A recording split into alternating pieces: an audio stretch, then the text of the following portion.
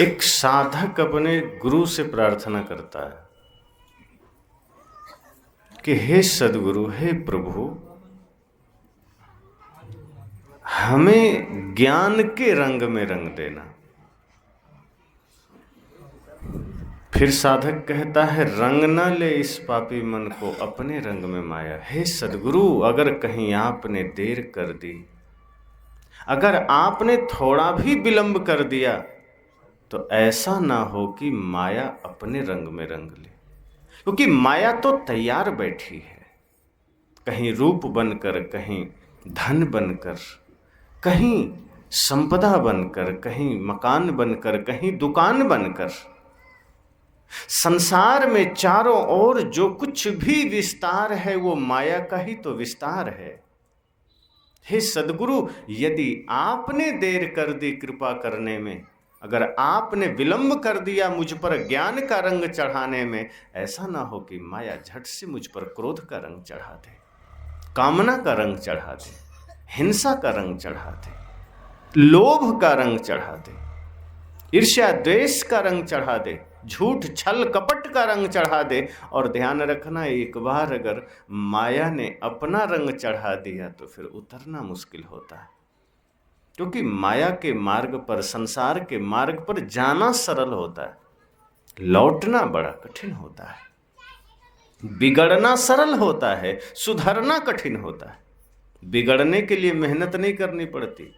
मैंने शायद कल कहा था कि बिगड़ने के लिए कुछ भी मेहनत नहीं लगता, कोई उपाय नहीं करनी पड़ती बिगड़ने के लिए। थोड़ी सी असावधानी करो, बिगड़ जाओगे। थोड़ा सा ध्यान हटा लो, बच्चे बिगड़ जाएंगे। थोड़ा आप अपने मन पर से ध्यान हटा लो, आपका मन गलत सोचने लग जाएगा। थोड़ी सी असावधानी आई, कब तंबाकू जीवन में आ गया पता नहीं चलता। बहुत संकल्प थोड़े लिए होगे तंबाकू मुझे खाना ही खाना है। जैसे नौकरी के लिए, पढ़ने के लिए, सत्संग के लिए, भोजन के लिए आपको सोचना पड़ता है, व्यवस्था करनी पड़ती है। कोई भी गलत आदत के लिए आपको सोचना नहीं पड़ता, बल्कि नहीं सोचना पड़ता है, बिना सोचे हो जाता है। आप बल्कि सोचते हो कि ये आदत मुझ में ना आ जाए, झूठ बोलने की आदत ना आ जाए, नशा की आदत ना आ जाए, लेकिन वो आ ही जाती है। अचानक आपको लगता है कि मुझ में कोई दोष आ गया, मुझ में कोई बुराई आ गई। आप कहते हैं, कई बार ऐसे लोग आते हैं सामने, कहते हैं महाराज जी, मैंने सोचा नहीं था कि मैं शराबी बन जाऊंगा। मैंने बड़ी कोशिश की थी कि मुझ में शराब की आदत ना लगे। मैंने बड़ी कोशिश की थी कि मैं कुसंग से दूर रहूं, लेकिन पता नहीं काम करते करते, लोगों के बीच जाते जाते कब मैं इस बुराई का शिकार हो गया, और अब इतना गहरे उतर गया हूं कि उस मार्ग से लौटना कठिन होगा। अब छूटता नहीं है। एक आध दो दिन छोड़ने की चेष्टा करता हूं, सिर दुखने लगता है, और प्रयास करता हूं, मन नहीं मानता। एक सज्जन मुझे पंजाब में मिले, वो ऑस्ट्रेलिया में रहते हैं। तो ऑस्ट्रेलिया में कहे, मैं सुनता हूं आपको और बहुत ध्यान से सुनता हूं, लेकिन मैं असमर्थ हूं शराब छोड़ने में, और मैं स्पेशली आपको सुनने के लिए प्रत्यक्ष में पंजाब आया हूं। घर पंजाब है मेरा। सामने से बैठकर मैं सुनना चाहता हूं कि शायद कोई सूत्र मिल जाए और मैं शराब छोड़ सकूं। कहा, अन्य आदतें मैंने छोड़ दी है, मुर्गा छोड़ दिया, अन्य जो गुटखा आदि थे छोड़ दिया, शराब नहीं छूट रही। आपके प्रवचनों को सुनता हूँ, 2-3 दिन चेष्टा करता हूँ कि छूट जाए, चौथे दिन फिर कैसे पता नहीं हाथ चला जाता है, फिर पी लेता हूँ। इसलिए हे गुरुदेव, आप मुझे दीक्षा दे दीजिए। शायद दीक्षा अगर गले में पड़ जाएगी माला, तो मैं अगर ऑस्ट्रेलिया चला भी जाऊंगा तो मुझे संबल मिलेगा, शक्ति मिलेगी, साहस मिलेगा कि मैं शराब के प्याले को न छूऊं। और मैंने कहा, फिर भी मन कर गया तो?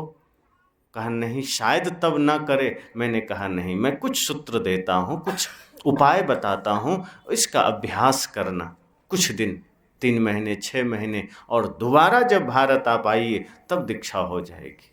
दीक्षा लेके शराब नहीं छोड़ना है, शराब छोड़ के दीक्षा लेनी है।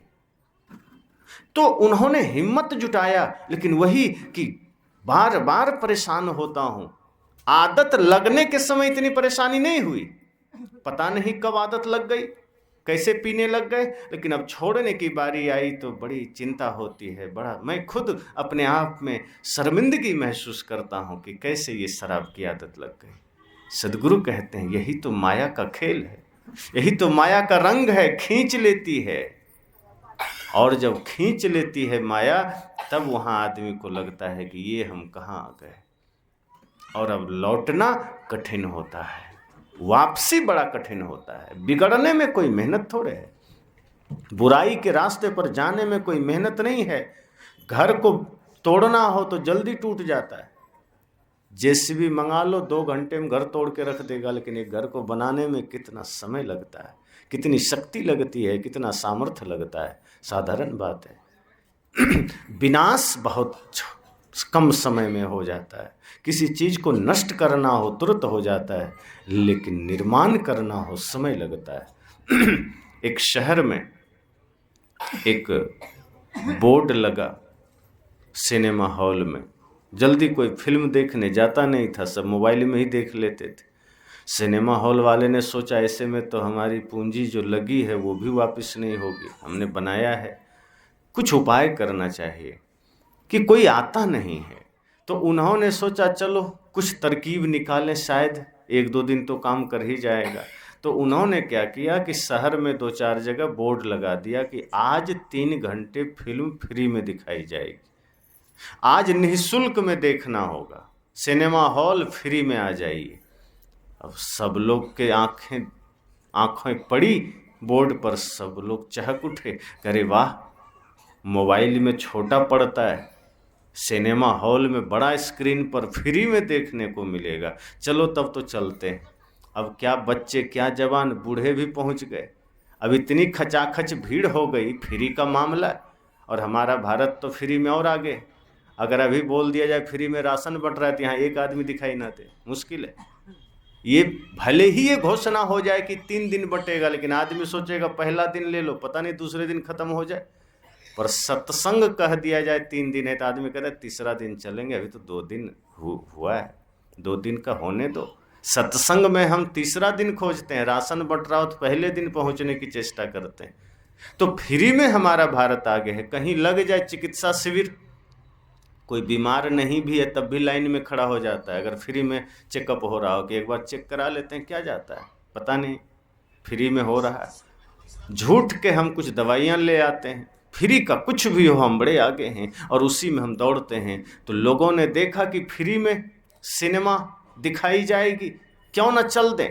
तो बच्चे बूढ़े जवान सब पहुंच गए और इतनी भीड़ हो गई कि गेट तक में आदमी खड़ा था, बैठने की तो जगह ही नहीं थी, एक एक टांग पर लोग खड़े थे।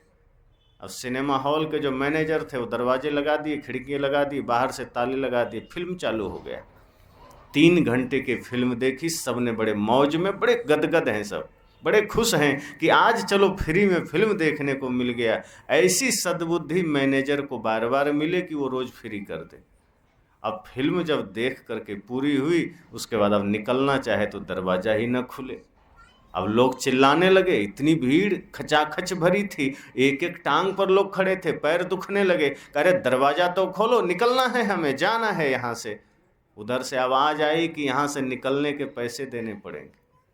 सब लोग हड़बड़ा गए, कहे तुम पागल बनाते हो, तुमने कहा था फिल्म फ्री में दिखाई जाएगी, यहाँ आना फ्री है। कहा आना ही फ्री कहा था, जाना भी फ्री है। मैंने कहा था कि जाना तो फ्री नहीं कहा था ना, सिनेमा हॉल में आना फ्री है, सरलता है, सहजता है, आ जाओ देख लो। लेकिन मैंने ये तो नहीं कहा था कि यहाँ से तुम जाओगे भी फ्री में। इसलिए अब 500-500 रुपये देने पड़ेंगे तब निकलोगे। और 500-500 रुपये देने पड़े तब लोग निकले। सब सिर ठोक लिए, कहा 50 रुपये का टिकट था, लेके देखते 50 जाता, ये फ्री के चक्कर में 500-500 चला गया। यही तो हमारी जिंदगी की कहानी है। सत्य के मार्ग पर, धर्म के मार्ग पर, परमार्थ के मार्ग पर शुरू में कुछ तपस्या करनी पड़ती है, थोड़ा सा श्रम करना पड़ता है। हम कहते कौन मेहनत करे, फ्री में चलें। और फिर छल के मार्ग पर, क्रोध के मार्ग पर, नशा के मार्ग पर, दुर्व्यसन के मार्ग पर व्यभिचार के मार्ग पर, जहाँ माया फ्री में दिखाती है कि यहाँ आ जाओ, यहाँ कुछ नहीं लगेगा, और हम उसी पर दौड़े चले जाते हैं। और एक बार पाप के मार्ग पर चले गए, तब वहाँ से निकलने में याद आ जाती है नानी कि अब कैसे निकलें, क्योंकि अब वहाँ पर माया हमसे सब कुछ छीन लेती है, हमसे सब कुछ वापस कर लेती है कि अब कहाँ चले। सब कुछ दे के जाओ, अपना मान मर्यादा प्रतिष्ठा धन संपदा सब यहीं दे के जाओ यहाँ से। और तब आदमी पश्चाताप करता है कि काश हम गुरु की बात मान लेते, काश हम धर्म का मार्ग पकड़ लेते। थोड़ी तपस्या ही तो करनी पड़ती, थोड़ी मेहनत ही तो करनी पड़ती, लेकिन ये पाप तो न झेलना पड़ता, ये अपमान तो न झेलना पड़ता, ये परेशानी तो ना उठानी पड़ती। लोगों के बीच में हमारी रही सही मर्यादा भी चली गई।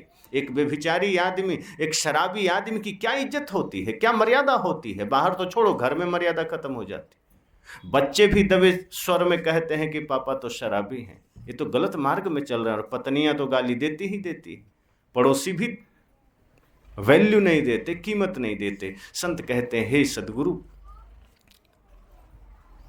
माया हमें अपने रंग में रंगे, उससे पहले आप हम पर ज्ञान का भक्ति का रंग चढ़ा देना।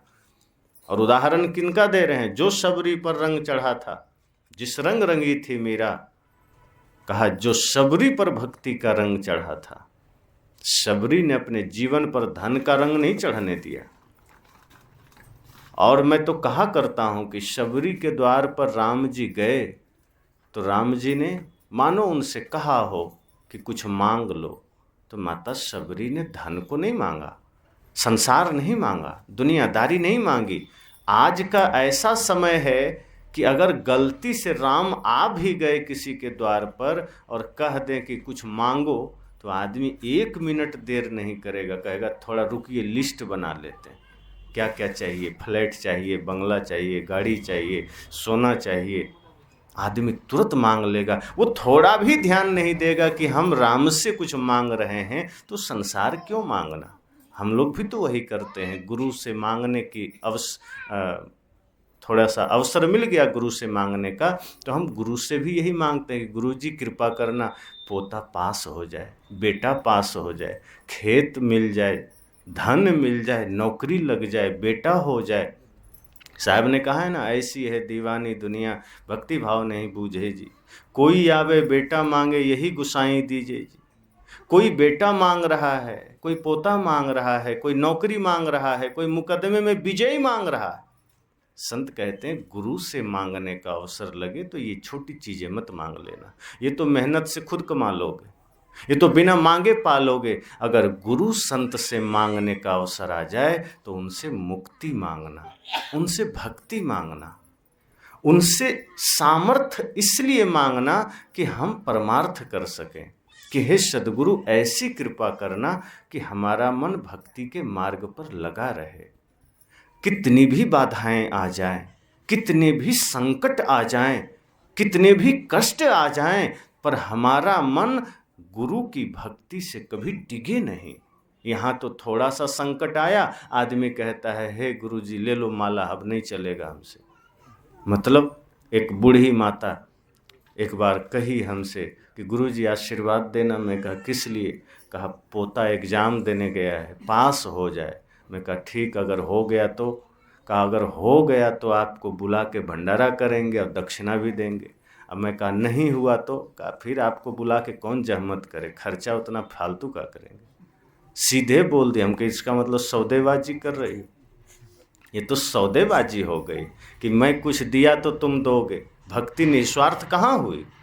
और फिर हमसे तुम एग्जाम में पास होने का आशीर्वाद मांग रहे हो। एक आदमी आया, कहा महाराज जी बताओ मेरी भैंस चोरी हो गई, किस दिशा में गई? मैं कहा मैं सीबीआई वाला लगता हूँ। अरे भैंस चोरी हुई तो पुलिस में जाओ, हमसे ये पूछो कि तुम्हारा मन चोरी हो गया, मन कहीं चला गया, तो उसके लिए हम ध्यान बताएंगे, साधना बताएंगे, तपस्या बताएंगे, नाम बताएंगे, जप बताएंगे। अब तुम्हारी भैंस चोरी हो गई तो कल को कुछ गिर जाएगा। संतों को तुमने सीबीआई का मुख्यालय समझ लिया है, जहाँ देखो लोग यही सुनाने चले जाते हैं। कि मेरी भैंस खुल गई तो मेरा ये हो गया, बेटा इधर चला गया तो धन चोरी हो गया, घड़ी चोरी हो गई, मोबाइल चोरी हो गया। मैं कहा संतों के पास जाओ, संसार खोजने मत जाना। हम यही भूल कर बैठते हैं। गुरु बैठे हैं, संत बैठे हैं, हम उनसे घर द्वार संसार पूछने चले जाते हैं। हम उनसे धन संपदा की जानकारी लेने चले जाते हैं कि गुरु जी बताओ धन कहाँ है, धन कैसे मिलेगा। अरे गुरु से पूछना है तो उस धन के बारे में पूछो जो कभी आपका साथ नहीं छोड़ेगा। ये संसार का धन पा भी लोग एक दिन छूट जाएगा। सोचो कितना बड़ा मौका हम खो देते हैं। गुरु से मांगना हो, अवसर मिला है गुरु से मांगने का, और हम गुरु से संसार मांग लेते हैं। अवसर मिला था, मुक्ति मांग सकते थे, ज्ञान मांग सकते थे, भक्ति मांग सकते थे। ये इतनी बड़ी दौलत है कि अगर ये ले लिए आपने, भक्ति अगर आपने पा लिया, तो इस धरा पर आपसे फिर ज़्यादा धनवान कोई दूसरा ना होगा। जिन जिन के पास भक्ति का धन है वो इस दुनिया का सबसे बड़ा धनवान आदमी है। ध्यान देना, साहब ने खुद कहा है। साहब की बातें आपको याद है ना, क्या कहा है? अरब खरबलों दर्ब है, उदय अस्तलों राज, भक्ति महात्म ना तुले, ये सब कौने काज। किसी ने कहा उनसे कि हे सदगुरु आप बताएं कि दुनिया की दौलत एक तरफ हो और भक्ति एक तरफ हो तो दोनों में कौन बड़ा है? साहब ने कहा बड़ा होने की बात करता है। अरे सुनो ध्यान से, अरब खरबलों दर्ब है, अरबों खरबों की संपत्ति हो, और इतना ही नहीं उदय से अस्त तक का राज्य हो, अर्थात जहाँ सूर्योदय होता है, जहाँ अस्त होता है, इतनी पूरी धरती किसी के अधीन हो, तब भी तुलना तो छोड़ो, उसके जीरो में नहीं है। क्यों? भक्ति महात्म ना तुले, क्योंकि भक्ति के आगे वो तुलना में ही नहीं है। फिर तुलना क्यों करोगे? तुलना तो बराबर की चीजों में होता है। तुलना तो थोड़ा कम ज्यादा हो तो किया जाता है। साहब कहते हैं वो तुलना में ही नहीं है। ये तो ऐसा ही हुआ जैसे किसी जिंदा और मुर्दा आदमी को मिला रहे हो। भक्ति जिंदा है, ये तुम्हारा धन संपदा दुनियादारी सब मुर्दा है, छूट जाएगा। जिस दिन प्राण निकलेगा पूरी दुनिया की आपकी संपत्ति वहीं राख हो जाएगी, तुम्हारे लिए कुछ काम का नहीं होगा। इसलिए साहब ने कहा भक्ति का धन जिसने पा लिया, भक्ति की दौलत जिसने पा लिया, उससे बड़ा धनवान कोई और नहीं, उससे बड़ा सम्राट कोई और नहीं। और उन्होंने कहा कि जो तुम्हारा बाहरी संपदा है उसको भी निष्काम भाव से रखना। मकान है, दुकान है, खेत है, धन है, सोना है, चांदी है, निष्काम भाव से, अनासक्त भाव से। अगर उसमें आसक्त हुए तो वो तुम्हारे दुख का कारण बनेगा। अगर घर में आसक्त हो गए, पद में आसक्त हो गए, रूप में आसक्त हो, सोना चांदी में आसक्त हो गए, रुपये पैसे में आसक्त हो गए, कहा ये सब है, इसका मतलब इसको फेंक भी नहीं देना है, इसको रखो, इससे भोजन का प्रबंध करो, इससे घर बनाओ, इससे यात्रा करो, इससे लोगों की सेवा करो, कपड़े खरीदो, सारे बाहर की जरूरतें पूरी करो, लेकिन इस धन से पाप नहीं करो, इस धन से छल नहीं करो, इस धन से किसी की हत्या नहीं करवाओ, इस धन से तुम जुआ मत खेलो, इस धन से शराब मत पियो। अर्थात अगर धन है तो सदुपयोग करो, किसी भूखे को दो, प्यासे को दो, जरूरतमंद को दो, अपने माता पिता गुरु की सेवा में दो, अपने बच्चों को बढ़िया पढ़ाओ लिखाओ, अपना बढ़िया खाओ पियो, अपना बढ़िया गाड़ी में घूमो, लेकिन धन का दुरुपयोग मत करना। और ध्यान रहे इस धन के प्रति आसक्त मत होना, ये सोचना कि ये मेरा सहयोगी है, लेकिन जिस दिन शरीर से प्राण निकलेगा इसकी वैल्यू खत्म, शरीर भी खत्म, धन भी खत्म, तब तुम्हें जरूरत पड़ेगी भक्ति की। इसलिए साहब ने कहा भक्ति के आगे सब फीका है। भक्ति आज और आगे सदा काम आएगी, और ये संसार का धन आज काम आएगा, आगे नहीं काम आएगा। ये सब धन आगे काम आएगा क्या? मरने के बाद यहाँ का घर काम आएगा कि यहाँ का धन काम आएगा? ये रुपया पैसा मरने के बाद नहीं चलेगा। और मरने के बाद तो छोड़ो, आप ये रुपया लेके अमेरिका चले जाओ तो भारत का नोट वहाँ चलेगा। इसी धरती पर दूसरे देश में हमारी करेंसी नहीं चलती, तो मरने के बाद वहाँ चलेगा। तो फिर हम किस गफलत में हैं? लेकिन इसका मतलब क्या रास्ता नहीं है क्या? उपाय तो है। अब मान लो हमारा भारत का रुपया अमेरिका में नहीं चलेगा, तो रास्ता क्या है? हम पहले ही उसको डॉलर में कन्वर्ट कर देते हैं। जब रुपया हमारा डॉलर में कन्वर्ट हो गया तब अमेरिका में चल जाएगा, दुनिया के किसी देश में चल जाएगा।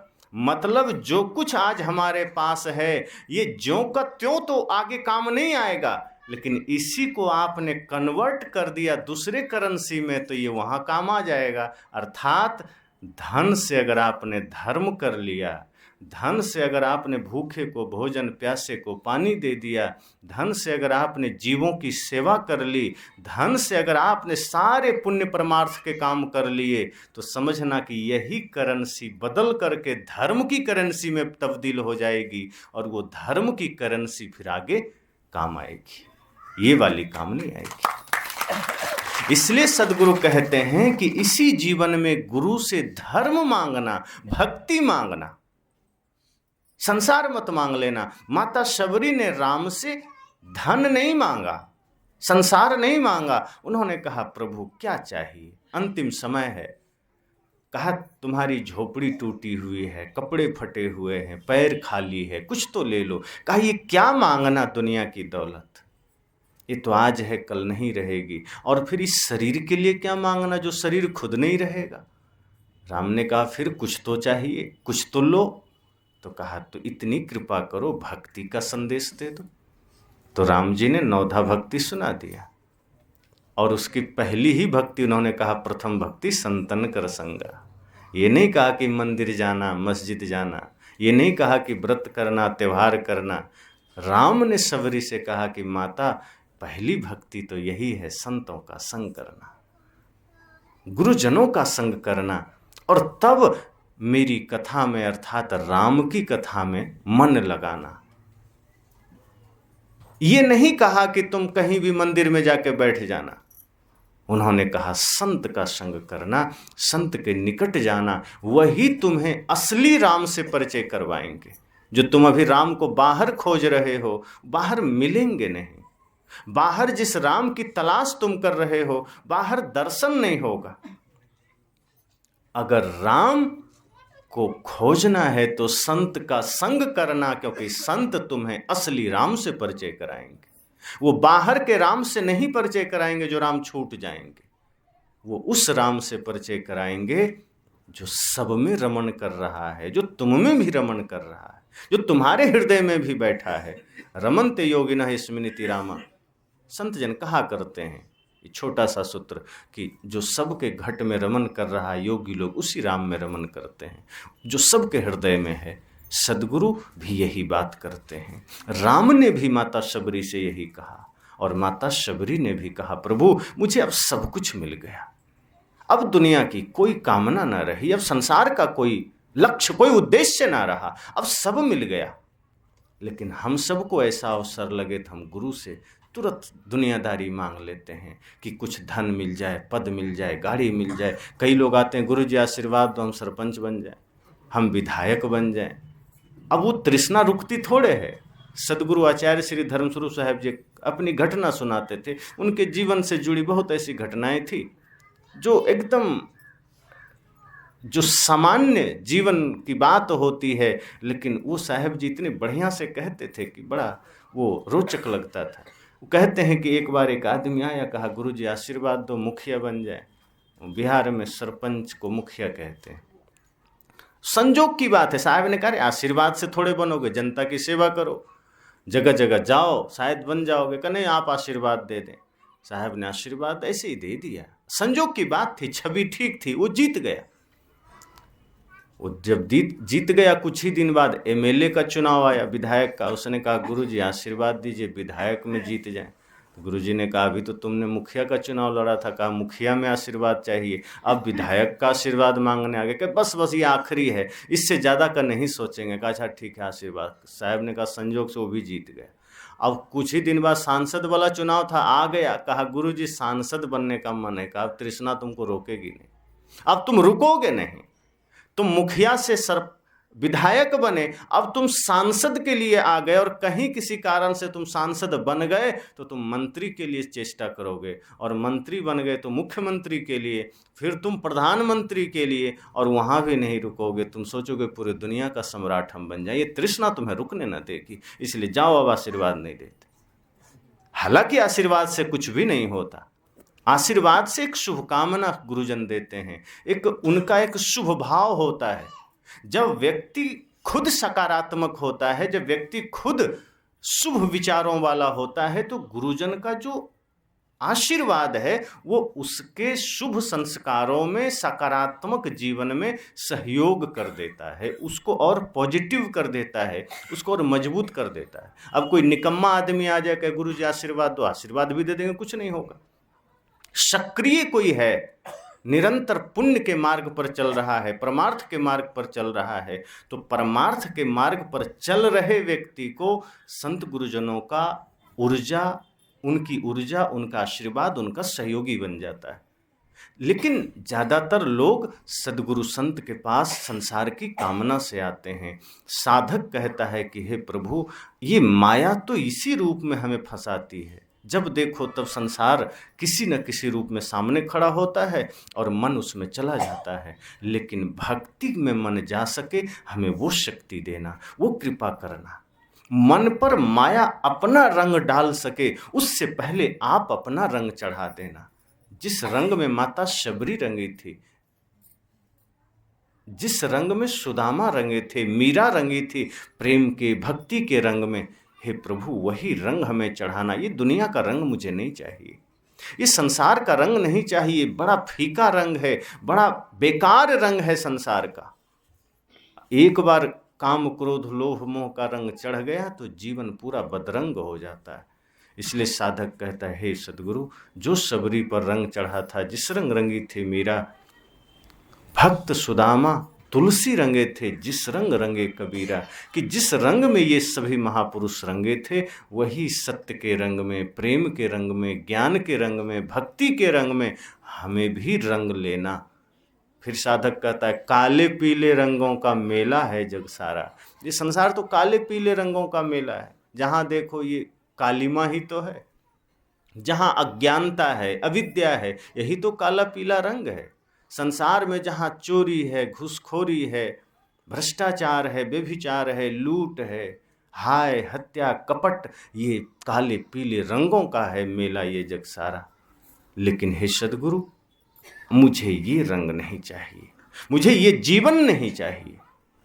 झोपड़ी में रह लूँगा मंजूर है, भूखे रह लूँगा मंजूर है, पर ये नहीं चाहिए मुझे। लेकिन आज का आदमी कहता है, नहीं, भले ही भक्ति छूट जाए, भले ही धर्म छूट जाए, भले ही दया छूट जाए, पर हमें महल चाहिए, हमें बढ़िया गाड़ी चाहिए, बढ़िया दौलत चाहिए। और इसीलिए आदमी जब इस रूप में दुनियादारी को पकड़ लेता है, धन को पकड़ लेता है, तो रोता फिरता है लास्ट में। फिर कुछ हाथ नहीं आता, हाथ खाली हो जाता है। क्योंकि बड़े बड़े धनपतियों की स्थिति यही तो हुई है। जीवन भर भी नींद की गोलियां खा के सोता है और बाद में फिर इतनी दुर्गति होती है कि अपना बेटा ही कंधा देने नहीं आता अर्थी को, वो छोड़ जाता है। देख लो बड़े बड़े धनपति कुबेरों को, अपना ही पुत्र उसको आग देने तक नहीं आता। कोई पड़ोसी, कोई लावारिस की भांति जिसने जीवन भर करोड़ों कमाया है, अंतिम घड़ी में लावारिस लाश की तरह वो जलता है। अपना बेटा उसे कंधा तक नहीं देता, मुखाग्नि तक नहीं देता। सोचो, इतना बेकार जीवन क्या चाहिए आपको? जीवन तो ऐसा हो, सद्गुरु ने कहा कि सिंहासन मिले, सम्मान मिले, प्रतिष्ठा मिले, ये आपका असली हक है, पूंजी है, धन है। तो काले पीले रंगों का है मेला ये जग सारा, लेकिन ये रंग हमें संसार का नहीं चाहिए। मुझे तो आपका भक्ति का, प्रेम का रंग चाहिए, जो रंग कभी उतरे नहीं, जो रंग सदा जीवन पर चढ़ जाए। और फिर अंत में साधक कहता है, हे प्रभु, हे सद्गुरु, हम भक्ति में मन को कैसे लगाएं, हम ज्ञान में मन को कैसे लगाएं, हमें पता नहीं है। ये ज्ञान भी आप ही को देना है। इतना समर्पित हो जाओ गुरु के प्रति। हमें तो थोड़ी सी भक्ति आए कि हम गुरु को ही बताने लग जाते हैं, नहीं नहीं, ऐसे ठीक होता है, ऐसे अच्छा होता है। सद्गुरु के पास जाओ तो विनम्रता से कि हे सद्गुरु, मुझे तो कुछ नहीं आता, आप ही कृपा करें, आप ही मार्गदर्शन करें। जब गुरु के पास खाली होकर जाओगे तो उस खाली में भरोगे। अगर गंगा जल चाहिए और गिलास लेके चले गए तो गिलासे भर न भर लाओगे। इसमें गंगा का क्या दोष है? आप लोटा लेके जाओ, और ज़्यादा चाहिए तो बाल्टी लेके जाओ, और ज़्यादा चाहिए ड्रम लेके जाओ, टैंकर लेके चले जाओ। अब आप लेके जाओगे छोटा सा कटोरी, छोटा सा गिलास, और कहोगे कि क्या करें, हमें तो कम मिला। तो गुरु कम देने थोड़े बैठे हो, तो बरसा रहे हैं, लुटा रहे हैं। लेने वाले की पात्रता होनी चाहिए। अगर हम अपने हृदय रूपी आंगन को पूरा खोल करके निष्कपट बना करके जाएंगे तो गुरु की पूरी कृपा बरसेगी। सूरज की रोशनी की भांति गुरु कृपा बरसाते हैं। वो देख के नहीं बरसाते कि इस पर बरसा दिए, इसको छोड़ दिए। सूरज की भांति उनकी कृपा बरसती है। जो लेने वाला है वो घर से बाहर निकलकर आंगन में खड़ा हो जाता है, पूरा मिलता है। और जो घर में घुसा हुआ है, पर्दे लगा रखा है, दरवाज़ा लगा रखा है, और वहीं से कहे हमको सूरज की रोशनी चाहिए, तो सूरज इतना भी तो नहीं करेगा। द्वार तक चल कर आया है, कमरे में नहीं जाएगा। अगर गुरु का ज्ञान आपके द्वार तक आया है, आपके आंगन तक आया है, तो हृदय तक तो आपको लेके आना होगा। हृदय तक तो आपको विनम्रता से स्वीकार करना होगा। तो हम निर्धन हैं, हम पर करना अपनी दया की छाया। और चूंकि भक्ति में मन हम लगा नहीं पा रहे, ज्ञान में मन लगा नहीं पा रहे, ध्यान में मन लगा नहीं पा रहे, तो गुरु ने कहा क्यों? साधक कहता है हम निर्धन हैं। तो निर्धन किस रूप में है? बाहर के धन से नहीं। एक गुरु के पास एक व्यक्ति एक झोला रुपया लेके गया, रख दिया चरणों में। करोड़ों तो रहा ही होगा, बड़ा झोला था। और रख करके वो हाथ जोड़कर कहता है कि हे गुरुदेव, मैं बड़ा गरीब आदमी हूँ, बड़ा दरिद्र आदमी हूँ, कृपया ये छोटी सी भेंट स्वीकार करिए। तो गुरु का शिष्य बगल खड़ा था, उसने कहा कि कैसी उल्टी बात कर रहा है? झोला भर रुपया जो चढ़ाने ले आया वो आदमी गरीब हो सकता है क्या? जो दान करने के लिए करोड़ों रख दिया वो गरीब कैसे हो जाएगा? वो कहता लगता है ये आदमी पागल है और हमारे गुरुजी भी पागल हो गए, ये दोनों पागल हो गए। बताओ, ये करोड़ रुपया दान कर रहा है, ज़्यादा ही होगा, एक झोला रुपया है और सब ऊंचे नोट की गड्डी है, और ये आदमी कहता है मैं बड़ा गरीब आदमी हूँ। तो वो चला गया। गुरु ने कहा कोई बात नहीं, रख दो, जाओ। गुरुजी भी समझ गए, देने वाला भी समझ गया, शिष्य ना समझ सके। लेकिन जब वो व्यक्ति चला गया तब शिष्य कहता है गुरुजी आज आपकी तबीयत तो ठीक है? कहा क्या हुआ? कहा वो आदमी इतना रुपया देकर गया, कहा बड़ा गरीब है और आप भी कुछ नहीं बोले, आप भी रख लिए जैसे कि आप कुछ नहीं जानते। कहा वो ठीक ही तो कहा इसीलिए पूछ रहा हूँ तबीयत तो ठीक। कैसे आप कह रहे हैं कि हाँ वो गरीब है और ठीक है? कहा तुम बाहर से देख रहे हो, वो धन कमाते कमाते इस धन से ऊब चुका है, अब वो भीतर देख रहा है और भीतर वो गरीब है, और वो अपनी भीतर की गरीबी लेकर आया था। वो इस धन को तो बस यूं ही ले आया, वो इस धन की बात नहीं कर रहा है। उसने अब तक प्रेम नहीं कमाया है, भक्ति नहीं कमाई है, सत्य नहीं कमाया। और जिस व्यक्ति के जीवन में सत्य का धन ना हो, प्रेम का धन ना हो, भक्ति का धन ना हो, उससे ज्यादा गरीब कोई और नहीं होता।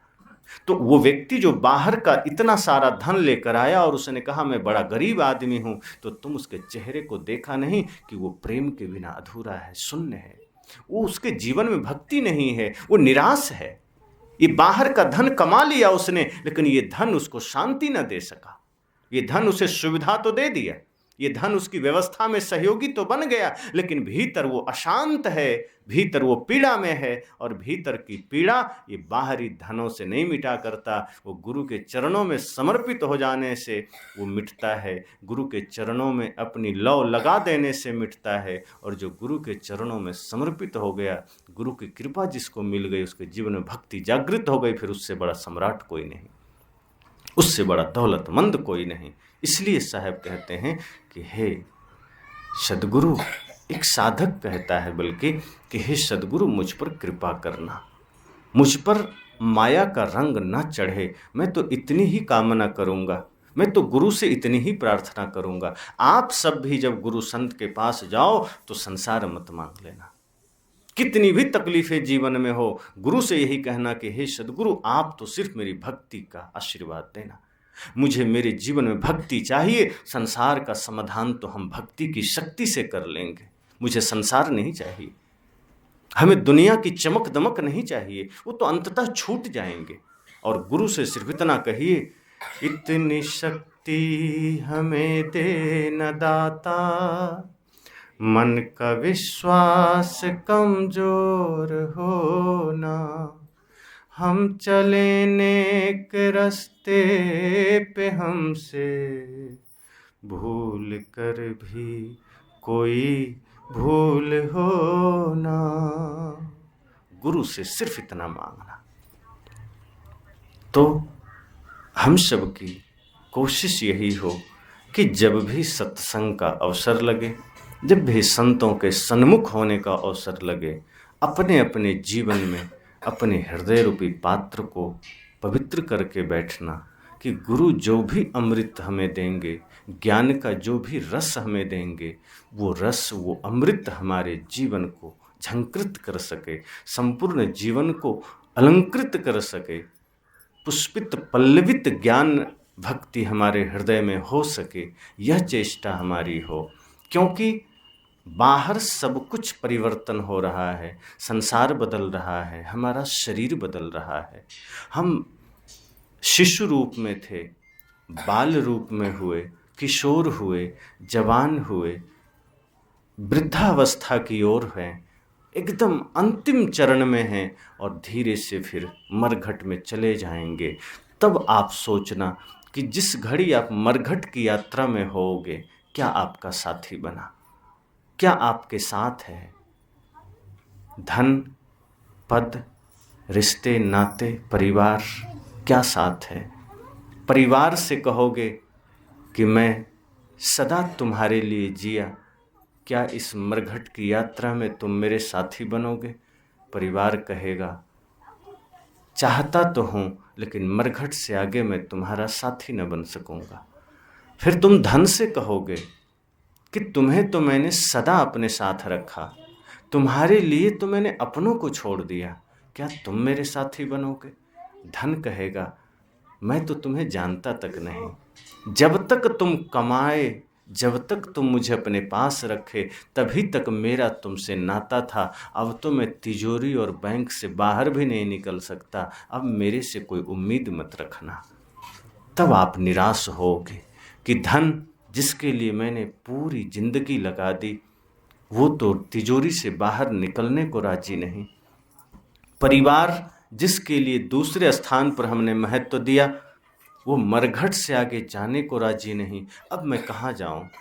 तब सद्गुरु कहते हैं, संसार के लोगों से आशा न किया करना, जब कोई न हो अपना, गुरु नाम लिया करना। जीवन के समुंदर में तूफान भी आते हैं, जो गुरु को भजता है, गुरु आके बचाते हैं। तुम भूल नहीं जाना, उन्हें याद किया करना, जब कोई न हो अपना, गुरु नाम लिया करना। सद्गुरु कहते हैं, जब धन भी तुम्हें तिरस्कृत कर देगा, परिवार भी मुख मोड़ लेगा, तब सद्गुरु अर्थात भक्ति धर्म कहेगा कि चिंता मत करो, तुमने मुझे भुलाए रखा, तुम जीवन भर मुझसे ही दूर रहे, लेकिन अब भी वक्त है, अगर मेरी तरफ थोड़ा भी ध्यान कर लो तो मैं धर्म हूँ, मैं ज्ञान हूँ, मैं भक्ति हूँ, मैं सद्गुरु की कृपा हूँ। मैं जन्म जन्मांतर तक तेरा साथ नहीं छोड़ूंगा। और जो कभी साथ नहीं छोड़ेगा हम उसे जीवन भर अलग रखते हैं, उसका साथ हम छोड़े रहते हैं। इसलिए साधक कहता है, हे सद्गुरु, ये माया बड़ी प्रबल है, ये खेल माया का है, वही हमें उलझाती है। आप कृपा कर देना, आप मुझे बचा लेना, आप मुझे सन्मार्ग में लगा देना। आप ऐसी कृपा करना कि मेरे मन पर प्रेम का, भक्ति का, सत्य का रंग चढ़ जाए, और तभी इस जीवन का विजय है, तभी इस जीवन की सार्थकता है। वरना हजारों, लाखों, अरबों इस मिट्टी में दफन हो गए, किसी काम के नहीं। मुट्ठी भर लोग इस धरा पर जीवित हैं, और जीवित वो हैं जिन्होंने अपने कर्म को महान बनाया, जिन्होंने धर्म ध्यान को जीवन में जगह दी, जिन्होंने पुण्य परमार्थ को जीवन में जगह दी। तो इतना ही शुभकामना करते वाणी को विराम।